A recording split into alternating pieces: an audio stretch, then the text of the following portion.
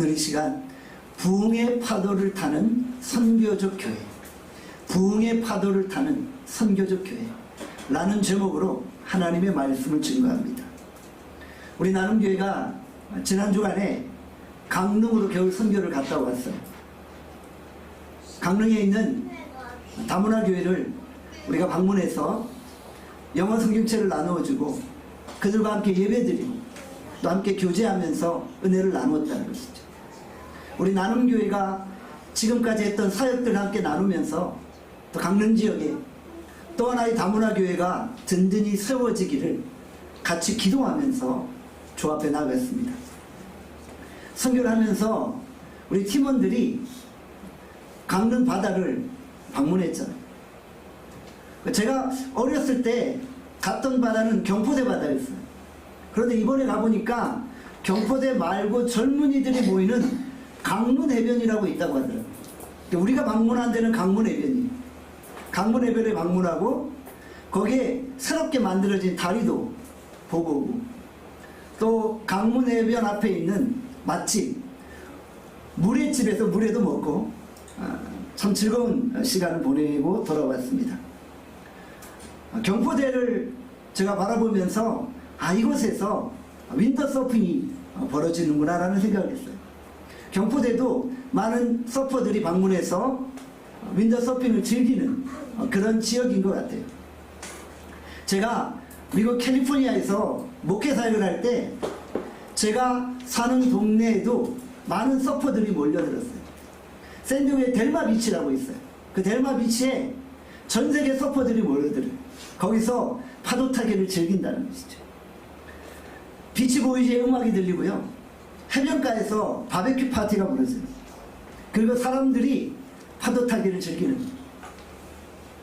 우리나라 해변에서는 이 바베큐 파티를 잘 안 하는 것 같아요. 그릴이 없어서.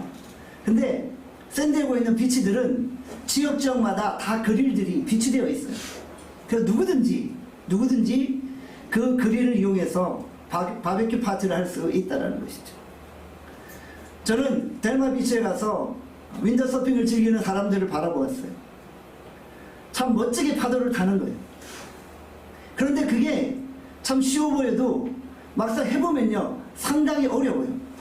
우리가 그냥 보기에는 쉽게 탈 수 있을 것처럼 보이지만 막상 시도를 해보면 어렵다는 것이죠.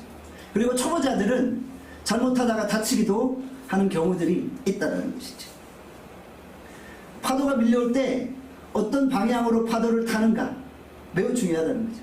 그래서 파도 타는 법을 배워야지 파도를 탈 수 있다는 것이죠. 우리가 열심히 노력하면은 파도를 탈 수 있어요. 서핑을 할 수 있어요. 그런데 우리가 파도를 일으킬 수는 없다는 거예요. 밀려오는 파도를 탈 수는 있지만 파도를 일으킬 수는 없다는 거죠.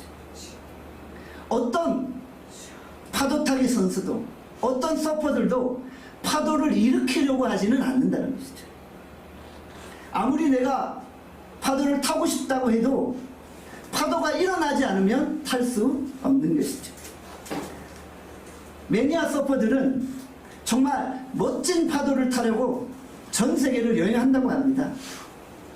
파도 타기 선수들은 좋은 파도를 보면 설사 그곳이 폭풍우가 몰아치는 곳이라도 들어간다는 거예요. 타보고 싶어서 들어간다는 거예요. 제가 젊은 시절 봤던 영화가 기억이 나요. 폭풍 속으로.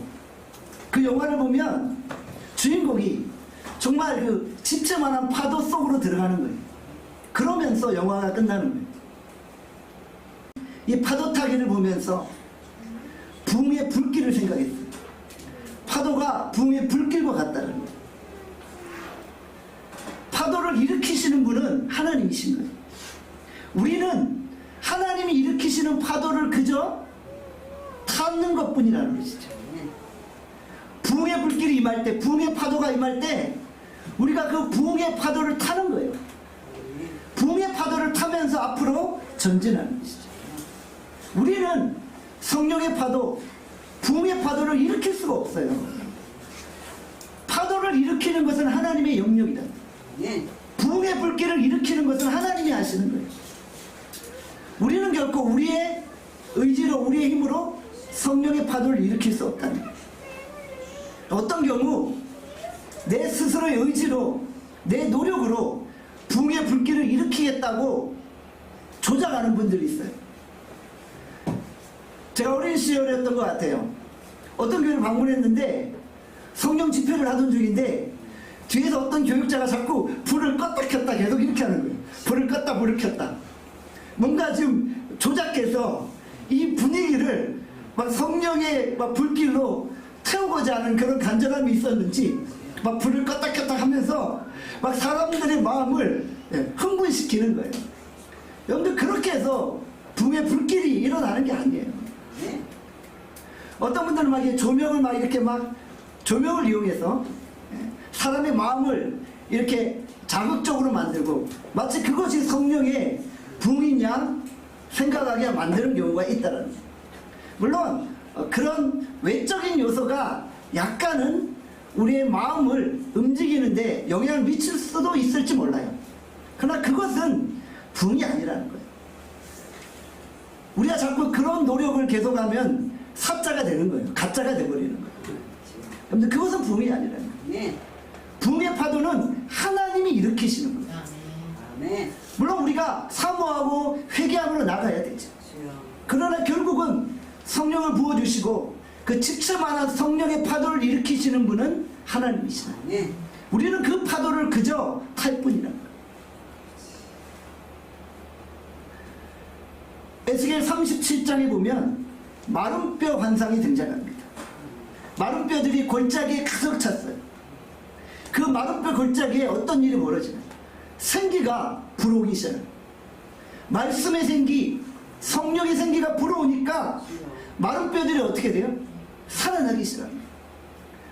뼈들이 붙고 마디가 붙고 살이 붙고 힘줄이 생기고 그러면서 이 마른 뼈들이 그리스도의 군대로 일어나게 되는 거예요. 이 성령의 생기, 말씀의 생기를 일으키시는 분은 바로 하나님이십니다. 중요한 것은 무엇입니까? 우리가 그 성령의 파도를 분별해내고 이것이 성령의 역사인지 인간의 조작인지를 분별해내고 성령의 역사라고 확신할 때 그 파도를 타는 거예요. 타는 것은 우리의 몫이라는 거예요. 서퍼들이 파도가 막 멋지게 일어나는데 파도를 타지 못하는 경우가 있어요. 왜요? 잘 연습을 안 했기 때문에, 준비 운동을 안 했기 때문에. 충분히 그런 파도를 탈 수 있는 연습을 해야 비로소 파도가 올 때 탈 수 있는 거죠. 우리가 성령의 파도를 타려면 어떻게 해야 돼요? 평소에 성령의 능력과 성령의 권능을 체험하려고 영적인 준비를 하는 거예요. 말씀과 기도로 훈련을 하는 거예요. 경건의 훈련을 하는 거예요. 서퍼가 서핑을 배우듯 우리는 성령의 그 역사를 기대하면서 말씀과 기도 훈련하는 거예요. 경건 훈련을 하는 거예요. 목장에서 집에 있을 동안 말씀 훈련을 하고 집에서 기도와 말씀으로 훈련받고 큐티를 하고 그러면서 성령이 임하실 때 그 파도를 탈 준비를 하는 거예요. 평소에 경건 훈련을 잘해놓으면 어느 날 성령이 십자 같은 파도를 일으킬 때 우리는 그 파도를 타며 멋지게 전진할 수 있다는 거죠. 연습이 안 되면 파도를 탈 수 없다는 거. 준비가 안 되면 성령의 역사를 일으킬 수 없다는 거. 우리가 기억해야 됩니다. 우리가 하나님의 큰 일을 기대하고 성령의 임재와 하나님의 큰 역사들을 사모함으로 나아갈 수 있기를 바랍니다. 붕은 성령의 사역입니다. 성령의 역사입니다. 성령이 임하시면 붕의 불길이 타오르게 됩니다.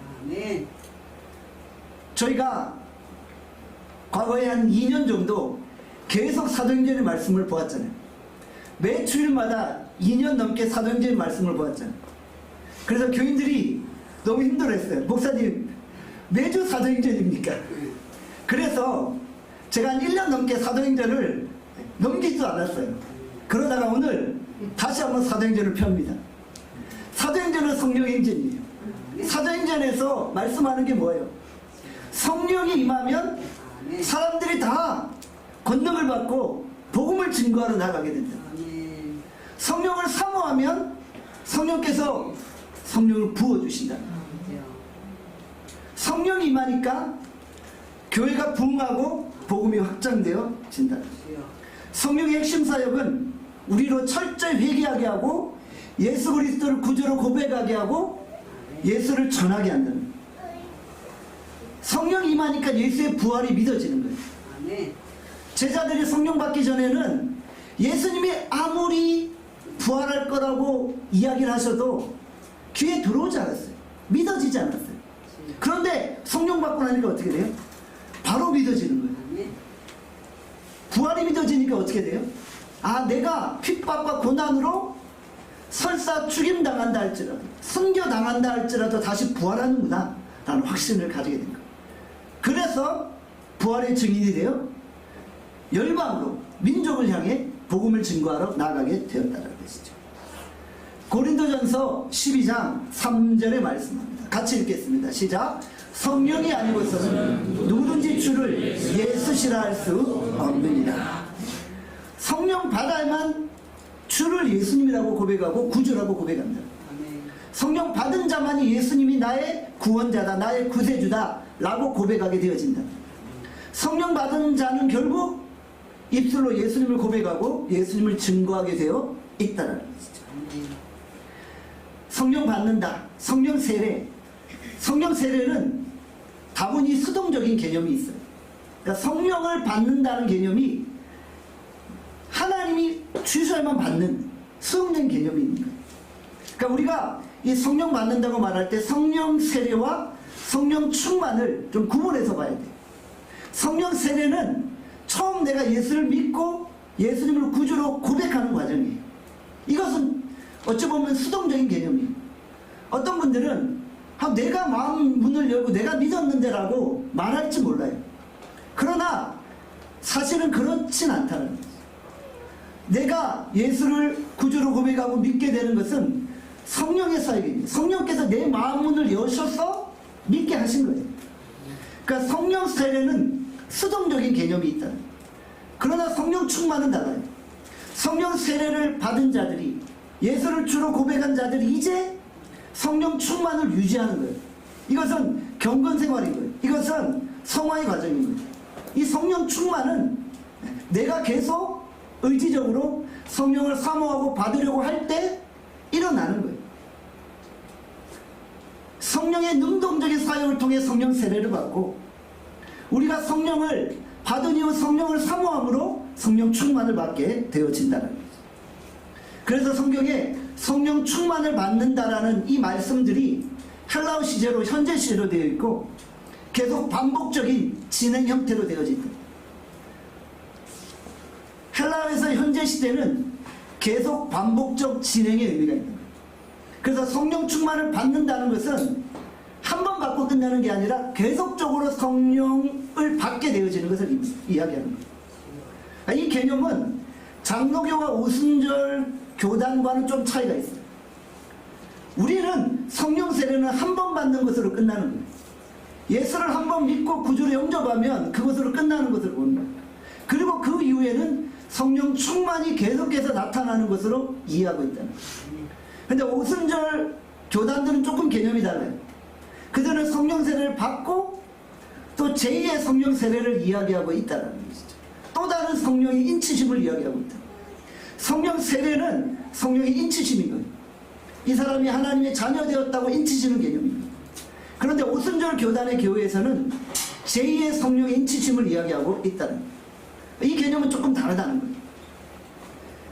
그러니까 성령 세례는 포지션하는 개념입니다. 내 신분이 변화된다는 거예요. 그리고 성령 충만은 경험하는 거예요. 내가 경험하는 그 성령 충만으로 이해하면 되어진다는 것이죠. 내가 성령 받고 예수 그리스도를 주로 고백했어요. 그 이후부터는 예수님을 전하게 돼 있다. 성령이 왜 오셨어요? 예수님을 증거하러 오신 거예요. 성령께서 오시니까 우리에게 예수님을 증거하신 거예요. 예수님이 하나님의 아들이시고 예수님이 나를 구원하신 분이라는 것을 증거하신 거예요. 나에게. 그 이후부터 이제 우리가 그 예수님을 내 입술로 다른 사람에게 전하기 시작했다. 그래서 교회가 세워지고 교회가 완성되어지고, 그러니까 오늘 이 시대는 성령 시대입니다. 성령께서 우리에게 충만히 역사하심으로 교회가 세워지고 교회가 완성되어지고 교회가 연합됨과 하나됨을 이루게 되어진다. 결국 성령이 임하셔서 우리가 선교하게 되어진다는 것이죠. 성령께서 오늘도 계속해서 성령의 파도를 일으키세요. 오늘 각 민족과 열방과 각 교회들에게 계속해서 정말 지체만한 성령의 파도를 계속 일으키시는 거예요. 그러니까 어떤 교회는 그 파도를 탈 준비가 충분히 되어져 있어서 그냥 성령이 부어주시는 족족 마음껏 성령의 파도를 타는 경우가 있어요. 그런데 어떤 교회는 말씀 훈련도 안 돼 있고 기도 훈련도 안 돼 있고 내 자신이 복음의 열정과 준비됨이 없으니까 성령을 부어주셔서 그 성령을 체험하지 못하는 경우가 있다는 것이죠. 우리 나눔교회가 2024년을 시작하며 복음의 절대 가치를 살펴보고 있잖아요. 오늘은 복음의 절대 가치 7번째, 전도와 선교에 대해서 함께 이야기를 나누고 있는 것입니다. 하나님이 일으키시는 파도를 결코 놓쳐서는 안 됩니다. 우리 나눔교회가 성령의 파도를 타는 법에 익숙해야만 합니다. 우리가 파도 타는 법에 익숙하면 익숙할수록 더 많은 파도를 탈 수 있는 거예요. 더 멋진 파도를 탈 수 있는 거예요. 하나님이 어쩔 때는 정말 폭풍 같은 감당할 수 없는 성령의 파도를 일으키세요. 우리가 그걸 타야 되잖아요. 아무나 탈 수 있는 게 아니라는 거예요. 우리 나눔교회가 하나님이 보내시는 성령의 파도를 탈 준비를 해서 언제든지 주님 파도 보내주세요. 폭풍 같은 파도도 보내주세요. 다 타겠습니다. 라고 고백할 수 있기를 바랍니다. 그래서 우리 나눔교회가 부흥의 파도를 타는 선교적 교회로 세워지는 거예요. 부흥의 파도를 타는 선교적 교회로 쓰임받게 되어지는 거예요. 오늘 우리는 마지막 시대를 살고 있어요.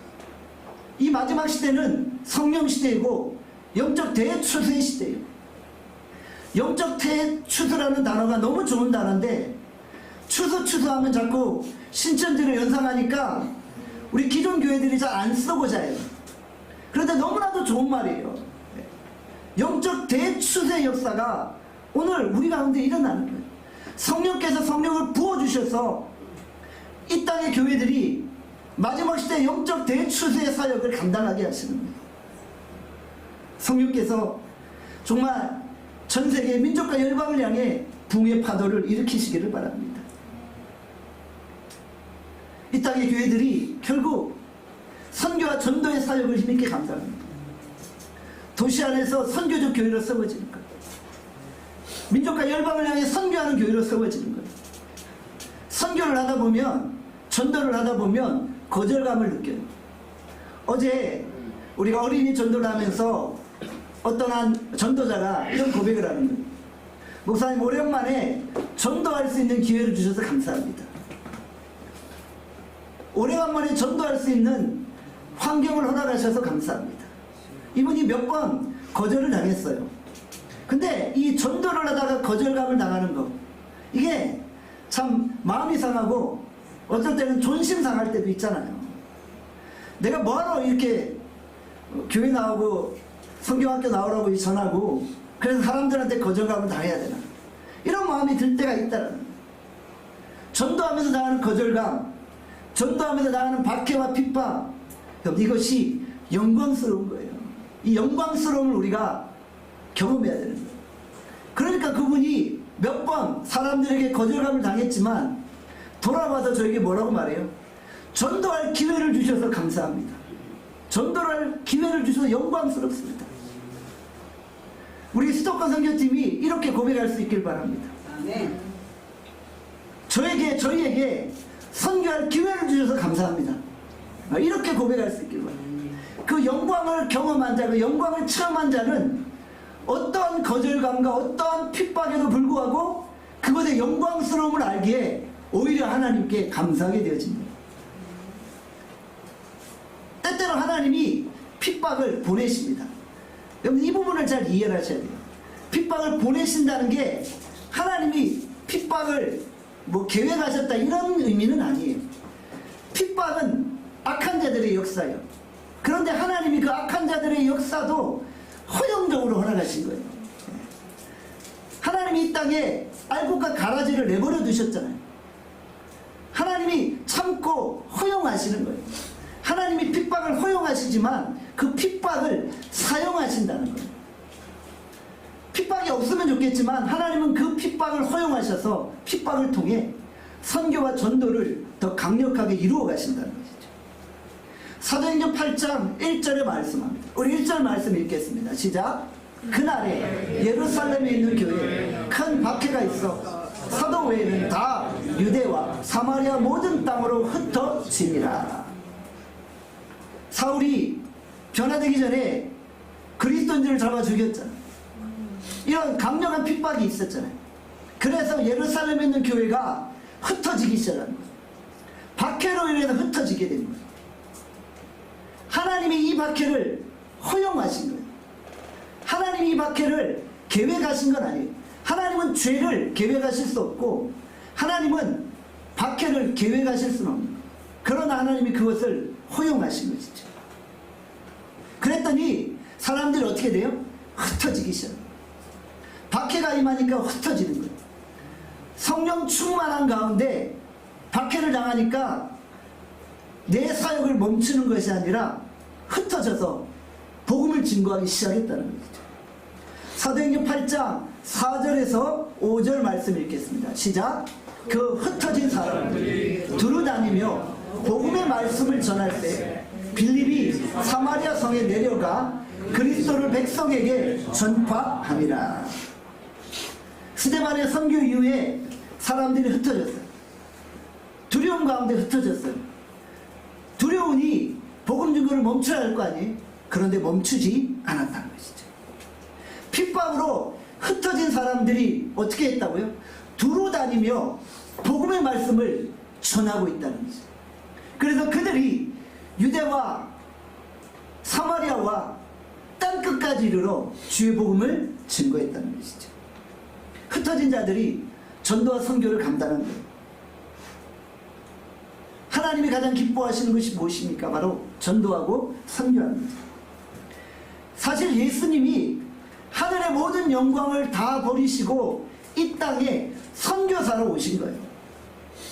하나님이 보내신 선교사로 이 땅 가운데 오신 거예요.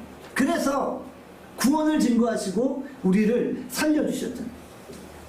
그리고 예수님이 죽음에서 부활하시고 승천하시면서 제자들에게 마지막 당부를 하셨잖아요. 어떤 말씀을 하셨나요? 마태복음 28장 19절에서 20절입니다. 함께 읽겠습니다. 시작. 그러므로 너희는 가서 모든 민족을 제자로 삼아 아버지와 아들과 성령의 이름으로 세례를 베푸고 내가 너희에게 분부한 모든 것을 가르쳐 지키게 하라. 볼지어다 내가 세상 끝날까지 너희와 항상 함께 있으리라 하시니라. 예수님이 부활 승천하시면서 이 땅의 모든 주의 백성들에게 말씀하시네. 가서 모든 민족을 제자로 삼으라. 성령께서 세상 끝날까지 너희와 항상 함께 있을 것이다. 너희는 어디든지 가서 주의 복음을 전하라 라고 말씀하셔. 우리가 어디로 가야 합니까? 가라고 말씀하셨는데 어디로 가야 합니까? 이것은 어떤 범위를 한정하는 말씀이 아니라는 거예요. 어디를 가든지 누구를 만나든지 그곳에서 복음을 전하고 제자를 삼으라고 말씀하신 거예요. 내 일터, 내 가정, 학교, 내가 만나는 모든 사람, 그 모든 환경 속에서 복음을 전하라. 내가 직면하는 모든 환경이 우리에게 선교지가 되어진다. 꼭 해외로 나가서 선교하라 이런 말씀이 아니라는 거예요. 내가 직면한 모든 환경과 상황 속에서 내가 만나는 모든 사람에게 예수를 증거하라고 말씀하십니다. 이것이 예수님이 우리에게 허락하신 마지막 대사명이죠. 해외 나가서 선교하는 것은 하나의 선교의 방법에 불과한 거예요. 꼭 꼭 해외로만 나가라는 말씀이 아니에요. 우리가 이 말씀을 잘 이해해야 되겠지. 예수를 믿고 나면 우리가 일상 자체에서 선교적인 삶을 사는 거예요. 복음의 증인으로 살아가는 거예요. 우리가 교회를 이야기할 때 건물로서의 나눔교회가 있죠. 그리고 구원받은 성도들의 무리로서의 교회가 있잖아요. 건물로서의 교회도 있고 성도들의 이 모임인 교회가 있는 거죠. 외형적인 교회가 있죠. 그러나 무형의 교회가 있다는 뜻이죠. 우리가 교회를 이야기할 때 우리가 어떤 개념을 이해해야 돼요? 우리가 성령이 거하는 전이라는 사실을 이해해야 되죠. 고린도전서 3장 16절에 말씀합니다. 고린도전서 3장 16절 같이 읽겠습니다. 시작. 너희가 하나님의 성전인 것과 하나님의 성령이 너희 안에 계시는 것을 알지 못하느냐. 우리 안에 성령이 거하시잖아요. 그럼 우리가 성령의 전이 되어집니다. 우리 안에 성령이 거하시니까 우리가 교회가 되어지는 거예요. 그러니까 우리 모임이 교회지 어떤 건물로서의 교회를 이야기하는 것이 아니라는 것이죠. 내가 교회가 되는 거예요. 결국은 내 안에 성령이 거하시기 때문에 우리가 교회가 되는 거예요. 그러니까 우리는 움직이는 교회예요. 찬양 중에 그런 찬양도 있잖아요. 우리가 살아 움직이는 교회라는 것이죠. 우리 각 사람이 살아 움직이는 교회가 되어서 내 삶의 현장에서 교회로서 살아가는 거예요. 내가 교회로서 복음을 증거하는 삶을 살아가는 거예요. 우리 한 사람 한 사람이 살아 움직이는 교회가 되어서 선교적 교회로 살아가는 거예요. 우리 나눔교회 와서 주의 사역을 감당하는 우리 수도권 선교팀 목장, 그 목장이 하나의 교회가 되는 거예요. 여러분들의 모임이 교회가 되잖아요. 큰 라지 그룹도 교회고요. 소그룹도 교회고요. 또 나 한 사람이 교회가 되어진다. 우리 목장이 선교적 교회로 이 자리에 존재하고 있다는 것이죠. 우리가 부르신 자리에서 우리의 삶의 현장에서 선교의 거점이 되고 선교의 베이스 캠프를 만들어야 되는 것이죠. 우리 수도권 선교팀이 이 선교를 준비하면서 여러 가지 일정도 맞지 않은 부분도 있었고 또 여러 가지 상황의 어려움도 있었어요. 그렇지만 주께서 이 자리로 보내신 거예요. 이 사역을 감당하기 위해서 하나님이 부르신 거예요. 그러니까 이것이 주께서 우리를 부르심의 사명임을 우리가 잊지 않고 감당해야 되는 거예요. 그러니까 어떠한 어려움과 핍박이 있어도 우리의 선교는 멈출 수 없는 거예요. 그리고 우리는 끊임없이 주의를 위해 헌신하며 나아가야 한다는 것이죠. 우리 나눔교회도 지난 주간에 강릉으로 선교를 떠났어요. 하나님께서 부르신 그 부르심의 사명을 감당했다는 것이죠. 그래서 강릉에 있는 성실교회를 방문해서 우리 나눔교회가 지금까지 해왔던 여러 그 선교 사역들을 함께 나누었어요. 그리고 하나님의 역사들을 함께 나누게 되었다는 것이죠. 선교를 하다 보니까 어때요? 우리 성도들의 마음에 기쁨이 충만합니다. 여러분들 선교하면 지치고 힘든 부분도 있지만 그 마음에 기쁨과 감격이 있다는 거예요. 그래서 선교하는 거예요. 나도 모르게 내 안에서 샘솟는 그 감격과 기쁨이 우리 가운데 충만하게 되어진다는 것이죠. 밖의 어려움이 우리의 선교를 결코 막을 수 없다는 것 우리가 기억해야 됩니다. 우리 안에 예수의 생명이 있어요. 예수의 생명이 살아 움직이는 거예요. 그래서 이 생명은 아무리 밟아도 사라지지 않아요. 잡초를 밟아도 잡초가 다시 살아나잖아요. 그런 것처럼 우리 안에 예수의 생명이 숨겨져 있기 때문에 어떠한 핍박으로 우리의 이 생명을 죽이려고 해도 죽여지지가 않는 거예요. 계속 살아나는 거예요. 예루살렘 교회에 엄청난 박해와 핍박이 있으니까 다 죽을 것 같은데 저들이 흩어져서 복음을 증거하고 열방을 향해까지 나아가게 되었다는 것이죠. 우리 안에 생명력이 있어요. 그러면 그 생명력이 살아나는 역사가 일어나서 어느 곳이든지 다 살아나게 되어집니다. 여러분들, 우리가 이 복음의 생명력을 우리의 가슴에 품고 있어요. 이 복음의 생명력이 우리 안에 있기에 우리가 서 있는 어느 곳이든지 그곳은 다시 살아나게 됩니다. 여러분이 교회잖아요. 여러분이 예수의 생명을 소유하고 있잖아요. 그러면 여러분들이 서 있는 곳은 다 살아나게 되어집니다. 그곳이 학교입니까? 학교가 살아나는 거예요. 그곳이 캠퍼스입니까? 캠퍼스가 다시 살아나는 거예요.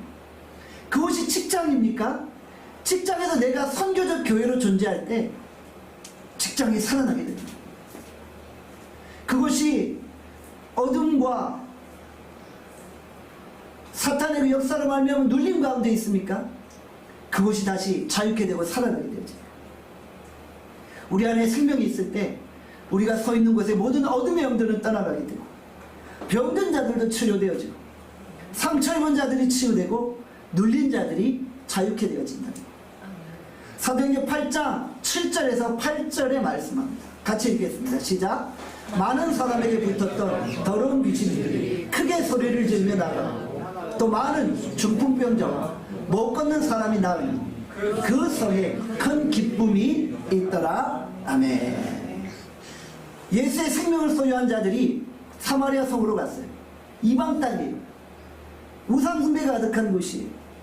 그곳에 예수의 생명을 소유한 자들이 서 있으니까 더러운 귀신들이 소리 지르면서 떠나는 거예요.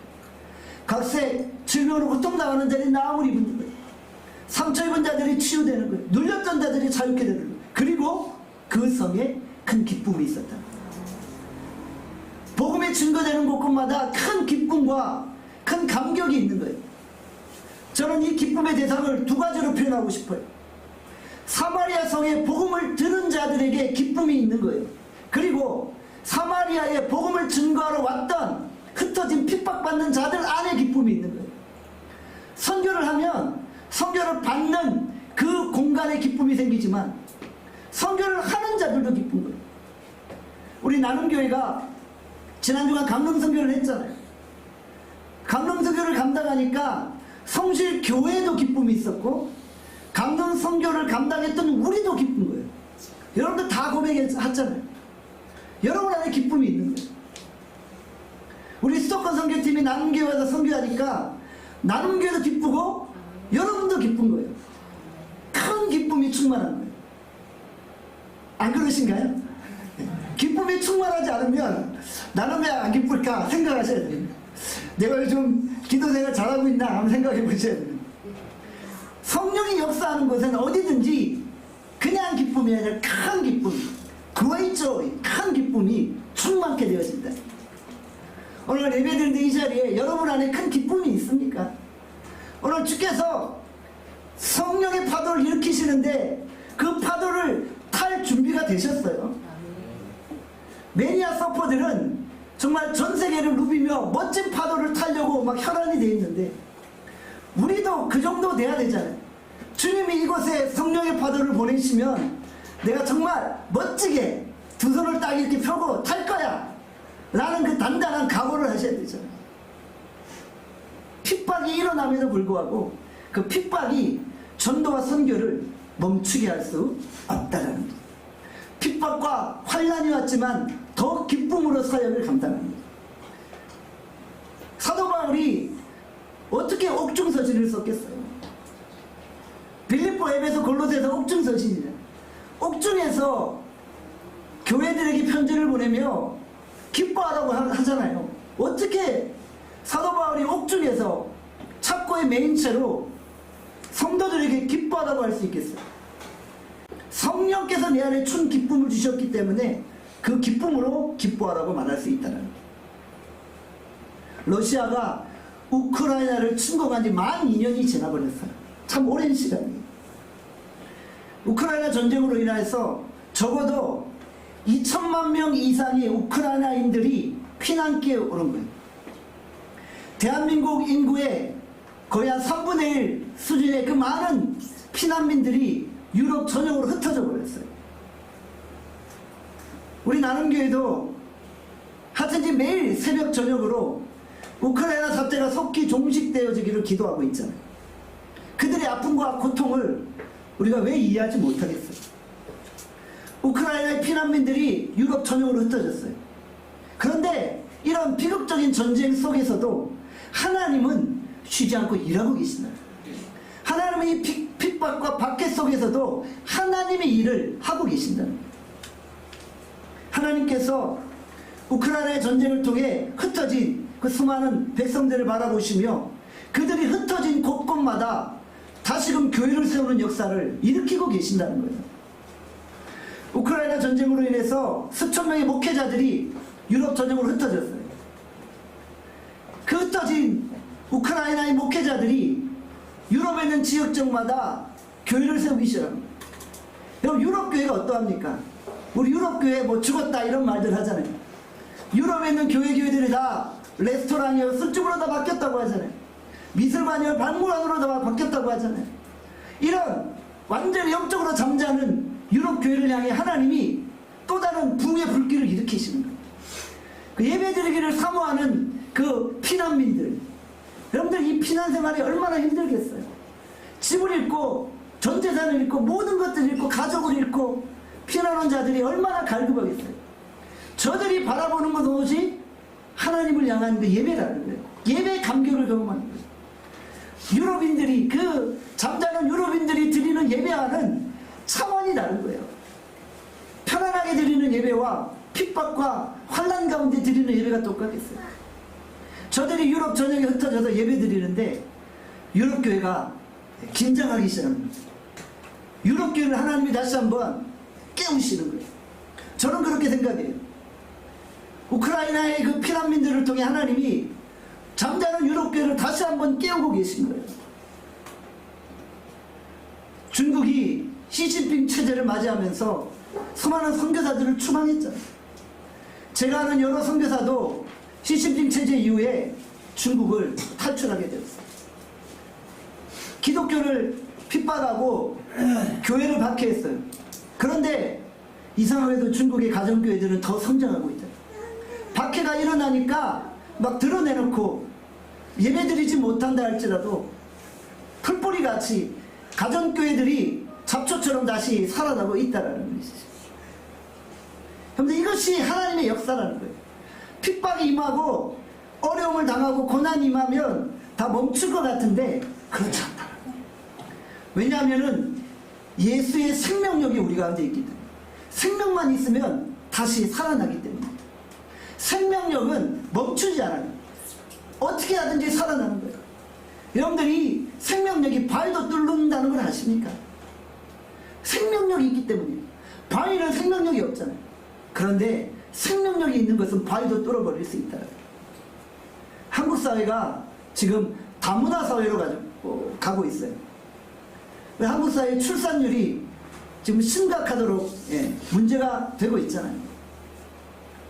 우리 젊은 부부들이 자녀를 낳지 않는다고 합니다. 좀 많이 낳으세요. 우리 많이들 낳으셔야 돼요. 제가 그런 말 처지가 아니에요. 저도 하나밖에 없기 때문에 그런 말 할 처지는 않는데 어쨌든 많이 낳으셔야 돼요. 출산율을 자꾸 일으켜야 돼요. 이 사회가 지금 다문화 사회로 변하고 있는 거예요. 사람들이 점점 줄어드니까 해외에서 자꾸 사람들을 데려와서 일도 시켜야 되고 그들에게 일자리도 줘야 되는 거예요. 근데 하나님이 다문화 사회로 변하는 이 한국교회를 바라보며 저는 거룩한 뜻이 있다고 생각해요. 다문화인들이 모여서 그들이 예배드리고 교회를 세움으로 한국교회를 깨우실 거라고 저는 확신해요. 한국교회가 이제 너무 이렇게 편안해졌어요. 한국교회가 너무 대형화됐고 너무 안정적이 됐고 이제 그냥 편안하게 믿으려고 하고 쉽게 믿으려고 해요. 수많은 목회자들이 진단하잖아요. 우리 한국교회도 이제 머지않아 유럽교회처럼 된다라고 진단하잖아요. 여러분, 이런 위기의 국면에서 하나님이 한국에 유입되는 수많은 다문화들을 통해 한국교회를 다시 한번 깨우실 거라고 저는 확신합니다. 다문화들이 한국에 들어와서 복음을 받아들여요. 우리 나눔교회도 계속해서 다문화 교회들을 세우는 사역들을 하잖아요.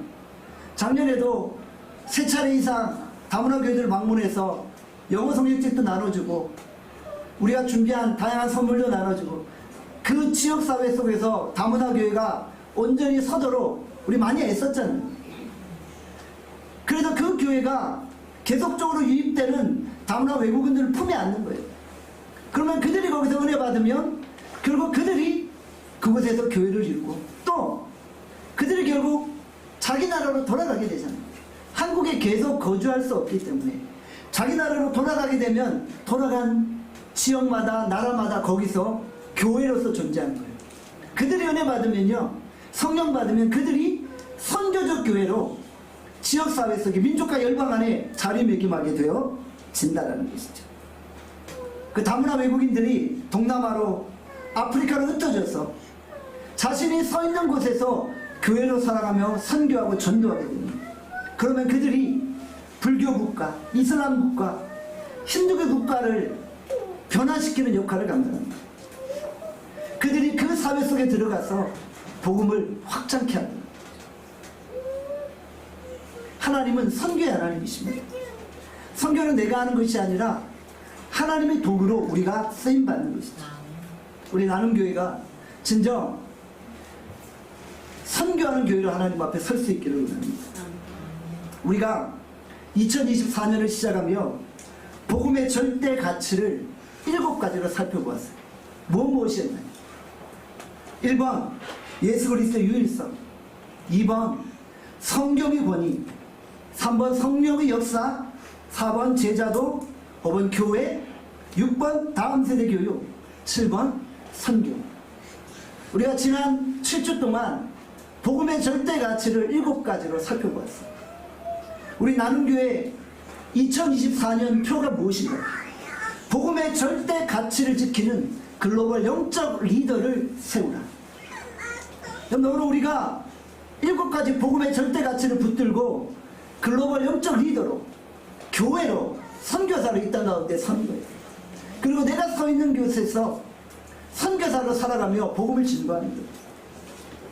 우리 나눔교회가 교회 설립 7주년을 맞이합니다. 다음 주에 교회 설립 7주년입니다. 코로나 때 우리 교회가 완전히 이렇게 위축되어 있기 때문에 코로나 이후 재개척하는 신용으로 목회를 시작해요. 코로나 이후 개척 2년 차의 마음으로 새롭게 시작을 하는 거예요. 여러분들, 우리가 주의 복음을 위해서 어떻게 쓰임받을 것입니까? 성령께서 오늘도 우리 나눔교회에 성령의 파도를 일으키시길 원해요. 성령의 파도를 일으키고 계세요. 그러면 우리 나눔교회 어떻게 해야 돼요? 성령의 파도를 타는 선교적 교회로 서는 거예요.